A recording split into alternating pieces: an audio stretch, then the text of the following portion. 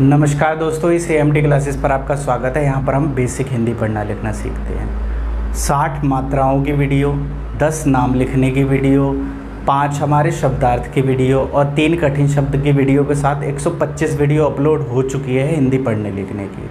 सभी वीडियो आपको line wise नीचे डिस्क्रिप्शन में मिलेंगे और सभी वीडियोज़ के अलग अलग सभी लिंक नीचे दिए हुए हैं। तो नीचे लिंक से अगर आप जाएंगे तो सभी वीडियोज़ को लाइन वाइज देख सकते हैं। वीडियो को शुरू करने से पहले एक सवाल आ रहा है कि हम चीज़ों का अभ्यास कैसे करें, हम जो अभ्यास कर रहे हैं वो चेक कैसे करें कि वो सही है या गलत। आज मैं ये शब्द आपको दे रहा हूँ, ये शब्द मैंने पहले नहीं दिए थे, मतलब ये नए शब्द हैं आपके लिए। आप इन वीडियोस को देखिए, जैसे इस वीडियो को पूरा देखेंगे तो पहले वीडियो को देखिए, ये नए शब्द हैं, इनको पढ़ना सीखिए। पढ़ने के बाद लिखने के लिए इस वीडियो को साइड में रखकर उसे लिखने की कोशिश कीजिए और फिर बाद में जब लिख लें तो चेक कीजिए कि कितने सही है कितने गलत। अब ये मैं सिर्फ एक वीडियो के साथ नहीं कह रहा हूँ, 125 और वीडियो है, उनके साथ भी यही करना है। 125 वीडियो बनाने के बाद और जो लोग लाइन से देख रहे हैं वो भी इस सवाल को उठा रहे हैं कि हम अभ्यास कैसे करें।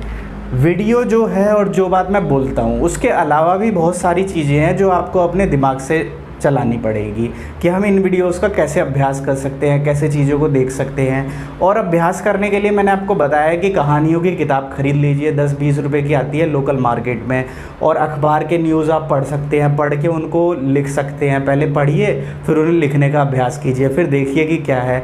पुराने गानों को सुनकर आप लिख सकते हैं। गानों के लिरिक्स आपको कैसे मिलेंगे कि सही है या नहीं, आप लिखेंगे हिंदी, अगर गूगल पे बोलेंगे हिंदी लिरिक्स तो पुराने गानों की हिंदी लिरिक्स आ जाएगी।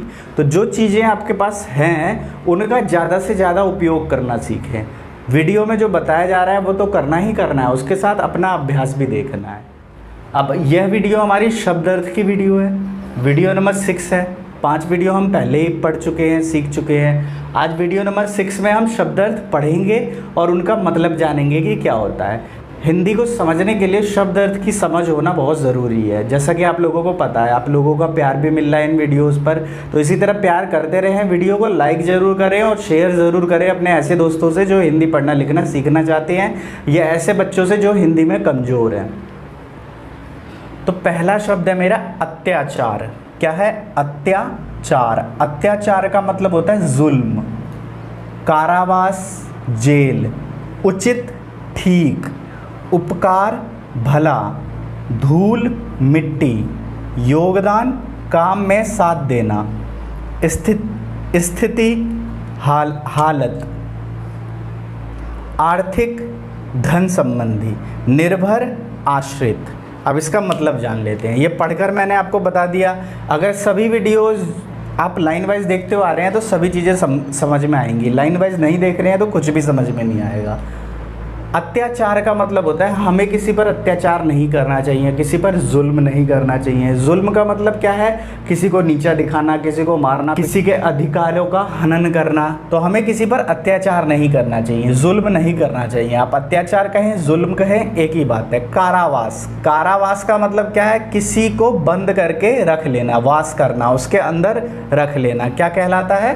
कारावास कहलाता है। कारावास को ही हम सिंपल भाषा में जेल कहते हैं। उचित। उचित का मतलब ठीक।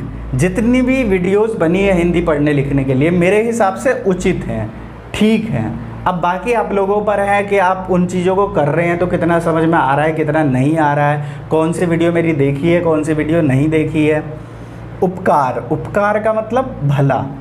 आज के समय में उपकार करना सही बात नहीं है। आज के समय में भला करना अच्छी बात नहीं है। भला करने जाओ तो लोग टांग पकड़ के खींचते हैं। ये एक वाक्य है इसके साथ। अब वाक्यों का अभ्यास भी साथ के साथ ज़रूर करें उन लोगों के लिए जो सभी चीज़ें सीख चुके हैं। वाक्यों का अभ्यास आज तक मुझे कभी किसी ने नहीं भेजा, ना कमेंट सेक्शन में लिखा। अगर आप लिखेंगे नहीं तो मुझे पता कैसे चलेगा कि आप लोग कर रहे हैं। तो कमेंट सेक्शन किसके लिए? कमेंट सेक्शन में लिखिए धूल।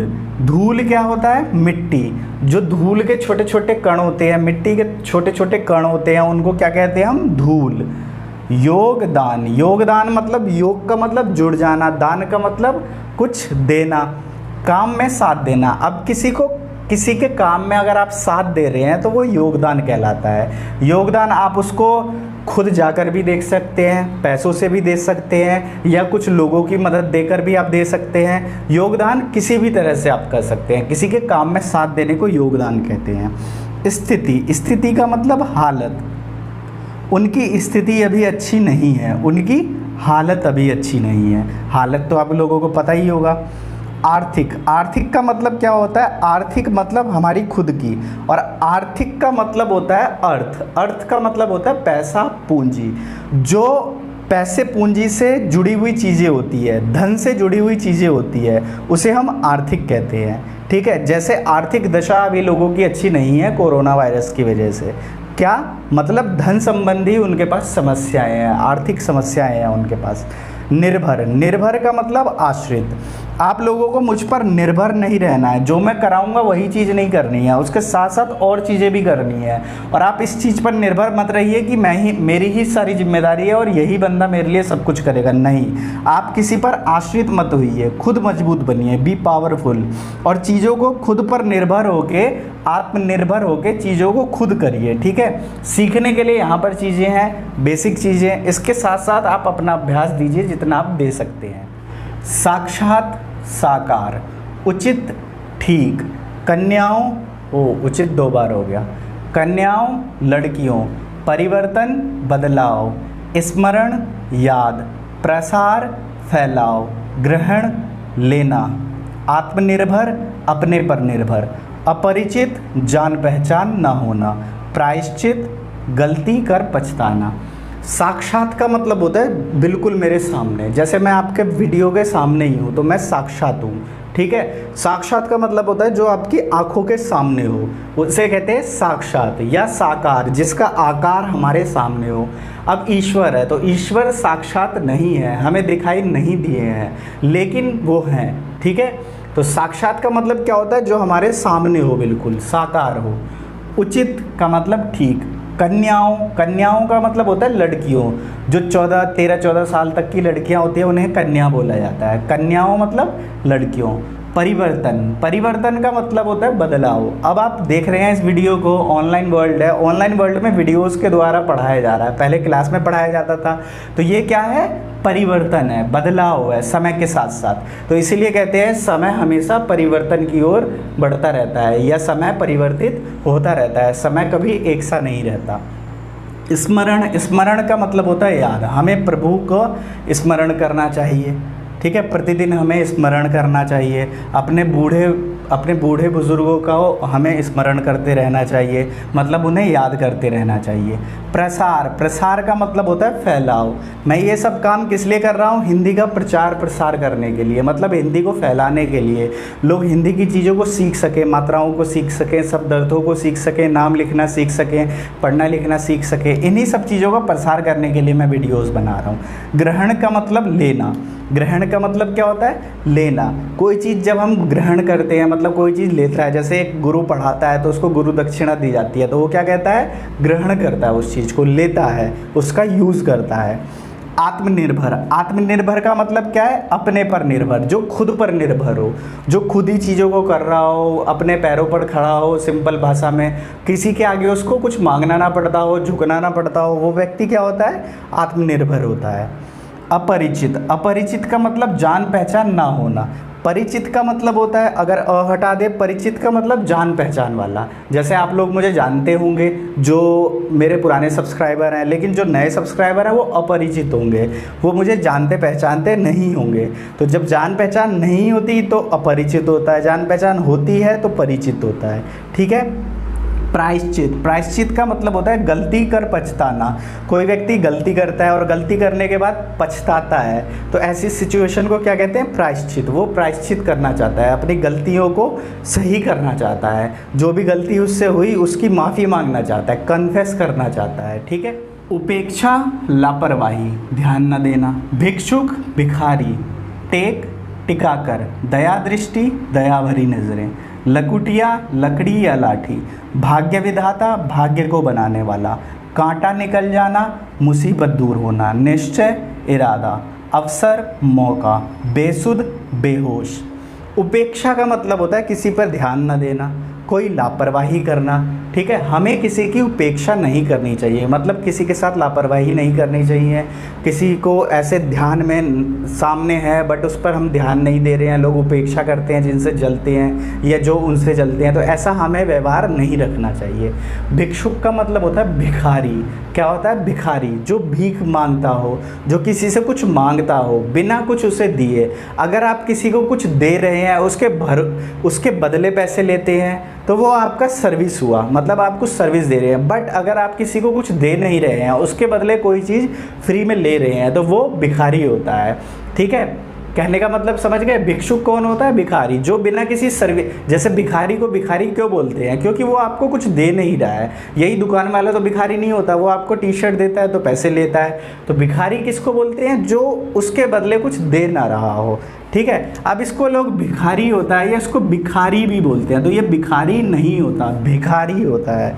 ठीक है, टेक का मतलब होता है टिकाकर। हमें टिकाकर नहीं बैठना चाहिए। जैसे कुछ लोग कोहनी लगा के बैठ जाते हैं, कुछ लोग कमर लगा के बैठ जाते हैं, तो हमें टेक लगाकर नहीं बैठना चाहिए, टिकाकर नहीं बैठना चाहिए, कमर टेढ़ी हो जाती है। दया दृष्टि, दया दृष्टि का मतलब क्या है? दया भरी नज़रें। हमें गरीबों पर दया दृष्टि दिखानी चाहिए, हमें अपने से छोटों पर दया दृष्टि दिखानी चाहिए। दया दृष्टि का भाव हमेशा रखना चाहिए। ठीक है, दया दृष्टि का मतलब आप समझ रहे होंगे कि दया की नज़रों से उन्हें देखना चाहिए जो लोग दया के पात्र हैं।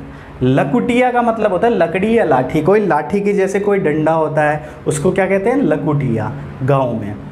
भाग्य विधाता, भाग्य विधाता क्या होता है? जो भाग्य को बनाने वाला होता है, भाग्य को लिखने वाला होता है। जैसे एक बाप होता है, वो अपने बच्चे का भाग्य लिखता है, उसके भाग्य को बेहतर बनाने के लिए उसे पढ़ाता लिखाता है, उसके स्वास्थ्य की रक्षा करता है, उसको खिलाता पिलाता है। तो ऐसा कह सकते हैं कि जो पिता होता है वो भाग्य विधाता होता है। वैसे तो सबका भाग्य विधाता ऊपर वाला है, ऊपर वाले पर हमें भरोसा रखना चाहिए। ठीक है, हमें क्या रखना चाहिए? उसको समय समय से स्मरण करना चाहिए। कांटा निकल जाना, कांटा निकल जाना मतलब मुसीबत दूर हो जाना। क्या हो जाना? मुसीबत को दूर कर देना। कांटा निकल गया मतलब मुसीबत दूर हो गई। निश्चय का मतलब इरादा। किसी भी चीज़ को करने के लिए हमें निश्चय करना पड़ता है, इरादा रखना पड़ता है, एक मजबूत इरादा। किसी काम को करने के पीछे किसी न किसी का कोई इरादा होता है, किसी न किसी का कोई लक्ष्य होता है, जो उस लक्ष्य को पूरा करते हुए, उस लक्ष्य के पीछे दौड़ते दौड़ते किसी काम को करता है। अवसर, अवसर का मतलब होता है मौका। जीवन हमें हमेशा अवसर देती रहती है, मौका देती रहती है। ठीक है, हमें उन अवसरों को पकड़ना पड़ता है, उन मौक़ों को पकड़ना पड़ता है और अपने जीवन में सफलता प्राप्त करनी पड़ती है। अवसर हमारे पास आते रहते हैं, जाते रहते हैं, बट हमें उन्हें देखना होता है और सही अवसर का, सही मौके की तलाश में रहना पड़ता है। बेसुध, बेसुध का मतलब बेहोश। कुछ लोग ऐसे होते हैं जो बेसुध होते हैं, उनको कुछ भी कह दो, कुछ भी कर दो, कोई फ़र्क नहीं पड़ता, बेहोश होते हैं। तो ऐसे लोगों को बेसुध या बेहोश कहा जाता है, जिनमें कोई सुध ना हो, कोई समझ ना हो, कुछ हो रहा हो, कुछ भी फ़र्क नहीं पड़ता, उसे हम क्या कहते हैं? सभी शब्दों का हमने शब्दार्थ जान लिया, सभी का मतलब भी जान लिया, वाक्यों में भी आपको अभ्यास करके दिखा दिया। तो इस तरह से 5 वीडियो पहले बन चुकी है, ये वीडियो नंबर 6 है। इतना शायद हिंदी को सीखने के बाद, मात्राएं सीखने के बाद समझने के लिए इतनी वीडियोस काफ़ी हैं। आगे भी वीडियोस आती रहेंगी, आप लोग अपना सपोर्ट दिखाइए। ठीक है, और ये समझने के लिए बहुत ज़रूरी है। ये वीडियो समझने के लिए है और लिखने के लिए भी है, जिन लोगों को लिखने का अभ्यास चाहिए। इसी तरह से और वीडियोज़ आती रहेंगी। अब एक बार इन सभी शब्दों को मैं एक बार पढ़ देता हूँ, अच्छे से आप सुनिए कि ये क्या लिखे हैं। इसमें पढ़ना समझना हमने सीखा, तो पढ़ना और समझने के लिए आप शब्द अर्थ की सीरीज़ को देख सकते हैं। कठिन शब्द लिखने के लिए, उसमें कठिन शब्द बोलता हूँ और लिख कर दिखाता हूँ। मात्राएं जितनी भी होती है हिंदी की 60 वीडियो में सब कवर है, तो वो मात्राओं की वीडियो देखिए। शुरुआत से इंग्लिश सीखने के लिए आसान विद आदित्य चैनल पर जाइए, नीचे डिस्क्रिप्शन में लिंक है, आप नीचे डिस्क्रिप्शन में लिंक में जाकर सभी वीडियोज़ देख सकते हैं। अत्याचार जुल्म, कारावास जेल, उचित ठीक, उपकार भला, धूल मिट्टी। इस तरह के पोस्ट के लिए आप मुझे इंस्टाग्राम पे फॉलो कर सकते हैं, इस तरह का पोस्ट आपको वहाँ पर मिलता रहेगा। योगदान काम में साथ देना, स्थिति हालत, आर्थिक धन संबंधी, निर्भर आश्रित, साक्षात साकार, उचित ठीक, कन्याओं लड़कियों, परिवर्तन बदलाव, स्मरण याद, प्रसार फैलाव, ग्रहण लेना, आत्मनिर्भर अपने पर निर्भर, अपरिचित जान पहचान ना होना, प्रायश्चित गलती कर पछताना, उपेक्षा लापरवाही, ध्यान न देना, भिक्षुक भिखारी, टेक टिकाकर, दया दृष्टि दया भरी नजरें, लकुटिया लकड़ी लाठी, भाग्य विधाता भाग्य को बनाने वाला, कांटा निकल जाना मुसीबत दूर होना, निश्चय इरादा, अवसर मौका, बेसुध बेहोश।